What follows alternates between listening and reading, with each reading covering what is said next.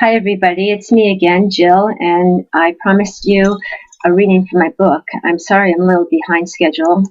I haven't been feeling that well, and I'm not sure why, but let me continue here.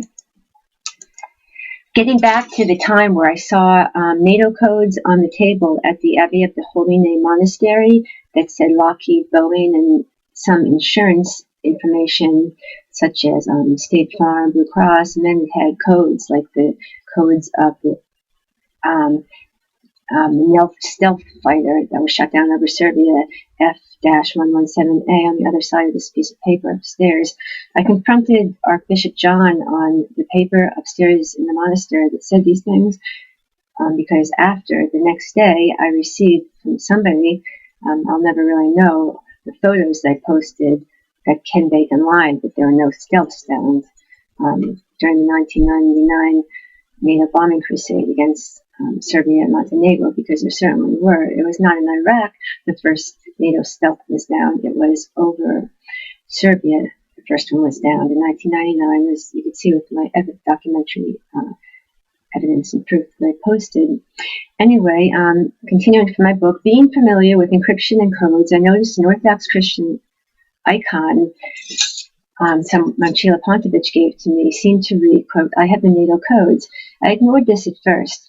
A few weeks later, I was speaking with Archbishop John at the monastery, and I went upstairs to the dinette to get something when I noticed a little piece of paper lying on the dinette table. I could not help but see what was written on the paper.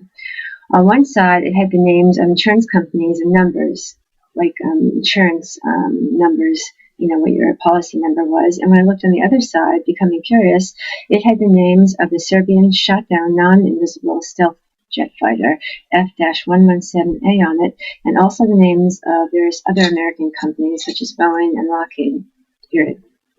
Upon seeing this piece of paper, I became immediately alarmed because a week or so before, while at the Sunday Mass, one of my Serbian friends living there, a former Serbian Air Force serviceman back in the former Yugoslavia, had asked me to help him input some numeric codes into the Archbishop's computer upstairs on a karaoke website called Sing Out.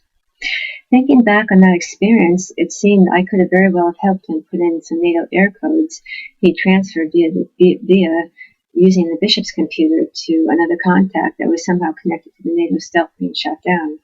I never really know this for sure, but it seems this way as I contemplate on it today.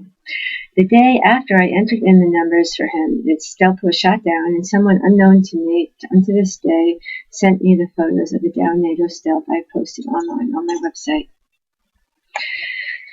After that, I even became voted in as the executive director of the Law Project Center, Yugoslavia, in New York City.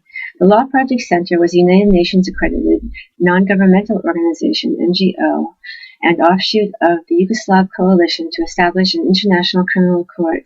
Darko Trifunovic and some political people back in Serbia originally founded this organization in Belgrade, Serbia, prior his arrival in New York City in his full diplomatic capacity.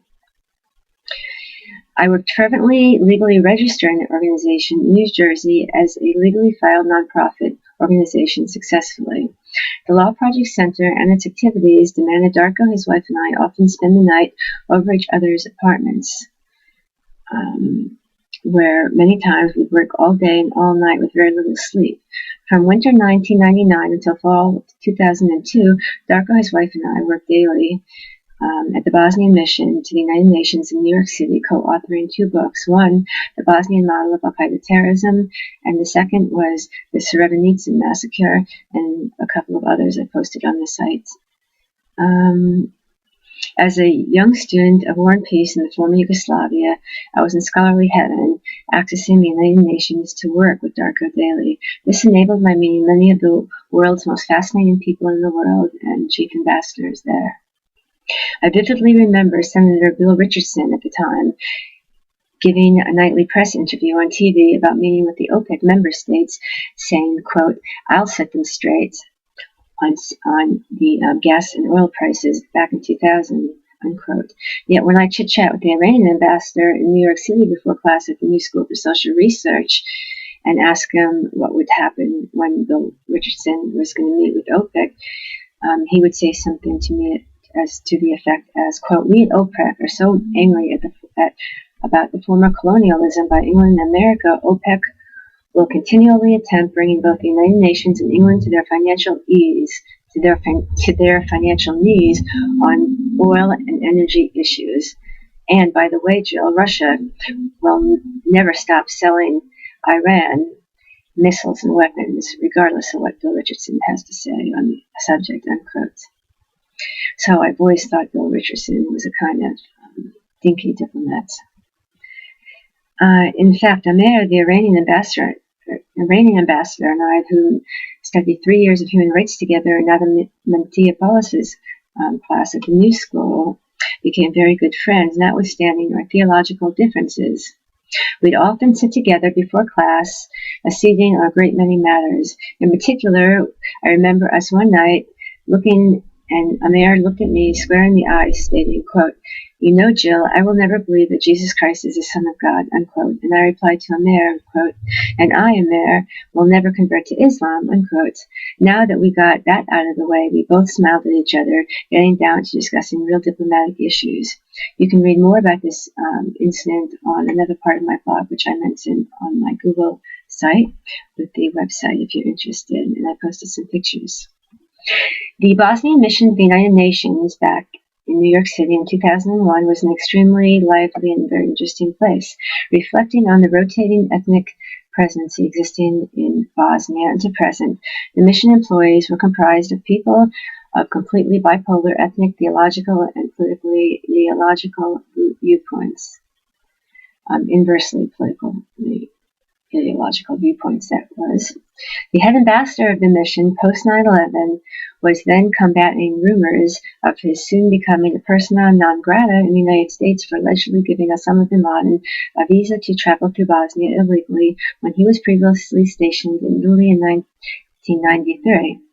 There were also rumors floating about the mission that he confessed to the United States Department of State of running an international arms trade in connection with Osama bin Laden and Al-Qaeda. Darko Trifunovic privately confided in me that Al-Qaeda Algerian militant fighter Abu Mali worked in the Bosnian mission to the United Nations in Manhattan between 2002 and 2002 after the Bosnian War under the fake Bosnian name Safet Katovic, Cataveic. Darko and I worked together at the Bosnian mission to the United Nations in New York City between 2001 and 2002 together, and I, Jill Starr, personally swear and verify that I used to work on Mr. Mali's computer all the time. He used to constantly elicit my help in getting all kinds of viruses off his computer when he would make illegal copies of Led Zeppelin music tapes, which he was very fond of, because he was telling me the other employees there were always conspiring to give him computer viruses, unquote. I'll tell you, after meeting a real Al-Qaeda operative such as Mr. Katovic, I'll tell you one thing, it's very hard to know who they are. You never would recognize them in person unless someone told you. Mr. Katovic was listening to Led Zeppelin tapes, he was clean-shaven, and he just seemed like another young Muslim working in New York. He was very westernized and never gave me any impression that behind that image with pictures I posted of his passport with beards and all kinds of Islamist-looking things. I was quite shocked to find out he was an Al-Qaeda agent. I'll stop here. Thank you.